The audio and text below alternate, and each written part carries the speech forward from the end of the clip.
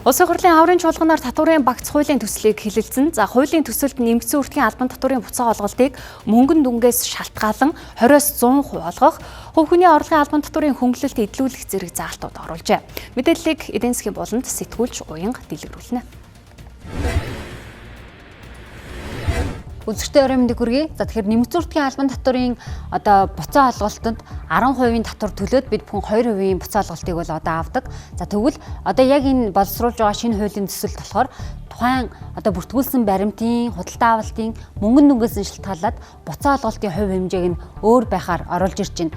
Жишээлх юм бол 500 мянган төгрөгийн худалдаа авалтын баримтыг иргэн та баримттай бүртгүүллээ гэхэд түүний буцаа олголт нь бол өмнө 2% байсан бол одоо шинэ хуулиар 100% буюу 50 мянган төгрөгийн буцаа олголтыг авдаг байх ийм хуулийн заалт оруулж байгаа маань. Мөн дээрээс нь 500 мянгаас 800 мянган төгрөгийн бараа бүтээгдэхүүн худалдаа авсан баримтаа бүртгүүллээ гэхэд 50% буцаа олголт буюу за нийт нэмэгдсэн үртгийн албан татварын 10% шимтгэлийн буцаа олголт нь 50% буюу 40 мянган төгрөг таны дансанд буцаа олголт хэлбэрээр орно гэх мэтчлэн иймэрхүү байдлаар хуулийн төсөлд заалтууд өөрчлөлт оруулжээ. За ингээд ирэхээр буцаа олголтын хувь хэмжээг дүнгээс нь шалтгаалаад олгоод ирэхээр иргэдийн нэмэгдсэн үртгийн албан татвар төлөх хэмжээ нэмэгдэнэ гэдэг ийм дүр зураг харагдаж байгаа юм байна. 1.5 тэрбум хүртэлх төгрөгийн орлоготой аж ахуй нэгж 1% татвар төлдөг байхгүй. 1.5 тэрбум. Тэгсэн мөртлөө иргэн сая төгрөгийн цалинтай иргэн татвар нийгмийн даатгалын шимтгэлээр нийлээ 30% төлдөг байхгүй. Тэгээ энэ эргээгээд 19 оны татварын багц хуулийн өргөдөн барьж явах үе жидүүгийн асуудал гэх тэрнээсээ болоод жоохон гажицсан ийм байсныг энэ удаа бид нар нөөтөө 100% хамруулчих, хувийн дээрээ хангалттай сайн хөнгөлтийг хийгээд өгчий гэсэн ийм юунод орж байгаа гэсэн үг. Мах сүү ногоо, гурил гэх мэтчлэн дотоодын бараа бүтээгдэхүүнийг худалдаа авахд нөөтийн татвар авдаггүй байсан бол харин энэ хуулиар бол авдаг болно. Гэхдээ өмнө хэлсэнчлэн бусад хөнгөлөлт урамшуулалт бол хамрагдах боломж нь нээлттэй байх юм байна.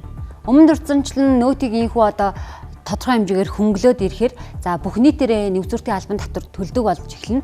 За мөн нэмэгдсэн үртгийн албан татварын босгоёг бол 400 сая төгрөг болгож нэмэгдүүлэхээр бас хуулийн төсөлд оруулсан байна. Дээрээс нь нэмэгдсэн үртгийн албан татвар төлөх хугацааг 2 сар хүртэл хойшлуулж мөнгөн суурийн асуудлыг шийдэж өгнө. За үндсэн хөрөнгийг авахд нэмэгдсэн үртгийн албан татвар хязгаарлалтаа хасдаг байсныг өөрчилж шууд хасахыг зөвшөөрнө гэх мэтчлэн иймэрхүү залтууд бол орж ирснээрээ онцлог байна. Татварын багц хуулийн шинжилгээ хүрээнд бас яригдж байгаа нэг зүйл нь бол хамгийн гол нь хувь хүний орлогын албан татварыг бол бас бууруулах нь зүйтэй гэдэг дээр бол эдийн засгчид бас өөрсдийн байр сууриа илэрхийлдэг. За яг энэ иргэдийн орлогод нөлөөлж байгаа иргэдээс авч байгаа татвар бол хувь хүний орлогын албан татварын хувь хэмжээг бууруулах эсвэл тодорхой хэмжээний хөнгөлөлт чөлөөтөлөлт илүүлэх нь зүйтэй гэдэг дээр эдийн засгчид санхүүчид өөрсдийн байр сууриа илэрхийлж байсан юм. Хэрэглээний татварын урамшууллын хэмжээг буюу буцаа олгох хэмжээг нэмэгдүүлэхийнхээ оронд цалингийн татвар хүмүүсийн гар дээр ирэх орлогыг бодит орлогыг дэмжих үүднээс цалинд оногдуулах татварыг бол дөрвтэй шинжилээсэй гэж. Хувь хүний орлогын албан татварын тухайд бол нэлээд сайн шинжилээсэй гэж харж байна. За энэ заасан хугацаанд татвар төлөхгүй бол танай дансыг хаана үйл ажиллагаач тогсооно гэдэг ийм асуудал үүсчихсэн болохоор бид энэ хооллын компани жишээл энэ үн дээр ингээд татварын байгууллагч нэлээд чадварчлах хэрэгтэй юм байна. Энэ хооллын компани ингээд ойлголтыг төв болох хэрэгтэй байна гэдэг ийм нэг асуудал ирж ирсэн. Тэгвэл гав электргүүтэй гишүүний боловсруулсан яг энэ иргэдийн орлогод нөлөөлөх албан татварыг хөнгөлж буцаа олгодог байя гэдэг энэ чиглэлд болохоор 800 мянган төгрөгийн цалингийн орлогын хувь хүний орлогын албан татварын 10%-ийг нь 100% хөнгөлнө гэж байгаа. Нэгсэндээ 800 хүртэлх мянган төгрөгийн цалинтай хүн хувь хүний орлогын албан татвар суудгуулах 10% бол өгөхгүйгээр өөрт нь хөнгөлөлт олж үлдэнэ гэсэн үг. Хамгийн энгийнээр жишээ татаад хэлэх юм бол 2 сая төгрөгийн цалинтай иргэн байлаа гэхэд за тухайн иргэн энэ цалингаасаа нийгэм даатгалын шимтгэл болоод бусад зүйлсээ өгөөд 2 сая төгрөгийн цалин үлдлээ. Үүнээс нь хувь хүний орлогын албан татварт өмнө нь бол 10% нь болох 200 мянган төгрөгийг авдаг байсан бол за хэрвээ энэ хууль батлагдах юм бол 120 мянган төгрөгийн шимтгэлийг авна гэсэн үг. Нэгэсэндээ 80 мянган төгрөг хэмнэж байна гэсэн үг. Ингээд тооцоолоод харахад жилийн хэмнэлт нь 960 мянган төгрөг болно гэсэн үг. Энэ мэтчлэнгээр ирэхэд тухайн иргэнд бол очих цалингийн орлогын хувийн орлогын албан татварын хувь хэмжээ нь бол тодорхой хэмжээгээр хөнгөлөлттэй очих боломж нь бүрдэж байна.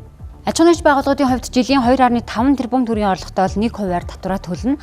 За мөн дээрээс нь өмнө нь бол одоо татвараа төлөхгүй байгаа аж ахуйн нэгж байгууллагуудын дансыг нь бол хаадаг байсныг, компаниудын дансыг хаадаг байсныг бол одоо тэгж хаадаггүй болгоно гэдгийг энэ хуулийн залтаар оруулж өгсөн гэдгийг бол хууль санагчлагч онцолсон маа. Мэдээлэл хүргэлээ.